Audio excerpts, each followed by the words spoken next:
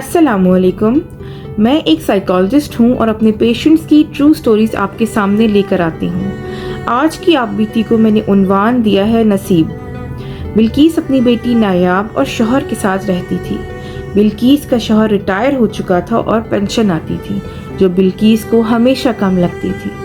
बिल्किस की ये ख्वाहिश थी कि नायाब की हर बात पूरी हो, जिसके लिए उसके अबू यानी इदरीस साहब की पेंशन हमेशा कम पड़ती थी। इसलिए बिल्किस ने रिश्ता कराने का काम शुरू कर दिया था। वो रिश्ता कराती और लड़का और लड़की दोनों से अपना कमीशन लेती।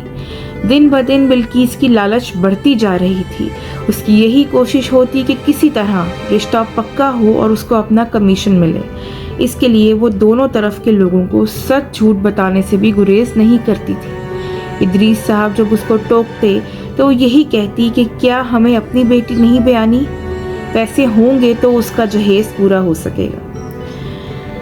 इदरीस साहब को ये सब बिल्कुल ठीक नहीं लगता था, लेकिन बिल्किस बाज नहीं आती थी। बिल्किस के मोहल्ले की ही कुछ खवातीन ये चाहती थीं कि उनकी बेटियों के रिश्ते भी वही कराए, क्योंकि उसने मशहूर कर रखा था कि वो दुबई वालों और बहुत अमीर घरानों के लिए रिश्ते करवाती है। लोग भी अब उसका एतमाद करने लगे थे। कुछ दिनों बाद उसने 2 रिश्ते करवाए। लड़की वालों को खूब तसल्लियां देने के बाद दोनों की बात भी पक्की हो गई और दोनों की शादियां भी हो गई। कुछ ही दिनों बाद एक लड़की की मां रोते धोते बिल्किस के घर पहुंची, क्योंकि बिल्किस ने अपने कमीशन के चक्कर में लड़की वालों को ये बताया ही नहीं था कि लड़का नशा करता है, जबकि वो सब कुछ जानती थी। वो लड़का अब उनकी बेटी को रोज मारता था नशा करने के बाद। जो दूसरा रिश्ता बिल्किस ने कराया था वो दुबई में कराया था। लड़का दुबई में होता था। उन लोगों ने बिल्किस को बहुत ज़्यादा कमीशन दिया था, इसलिए बहुत सी तारीफ़ें करने के बाद उसने ये रिश्ता भी करवा दिया था। लेकिन वो लड़की भी कुछ ही दिनों बाद अपनी माँ के पास वापस आ चुकी थी, क्योंकि बिल्किस ने उनको ये बताया ही नहीं था कि वो लड़का पहले से ही शादीशुदा है। और उस लड़के की पहली बीवी को जब ये पता चला तो उसने लड़ झगड़ कर दूसरी को 1 महीने के अंदर अंदर तलाक दिलवाकर वापस भिजवा दिया। लड़की रोते धोते वापस आ गई थी माँ के पास। इन माँ बेटी का कोई और नहीं था। बिल्किस पर एतबार करके उन्होंने ये रिश्ता किया।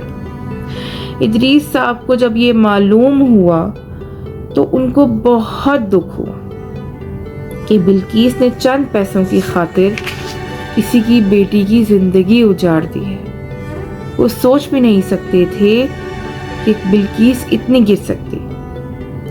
अपनी बेटी होने के बावजूद जब इदरीस साहब ने बिल्किस को ये सब कहा तो बिल्किस फौरन बोली, मैंने तो सिर्फ रिश्ता करवाया है। उन लोगों को चाहिए था कि छानबीन करवाते खुद भी।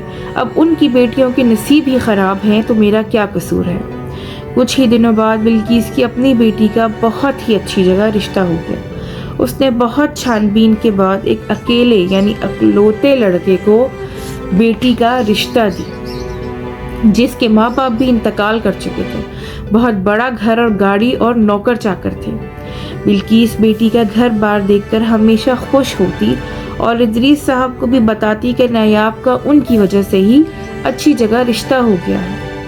बिल्किस ने भी जहेज में नायाब को बहुत कुछ दिया था।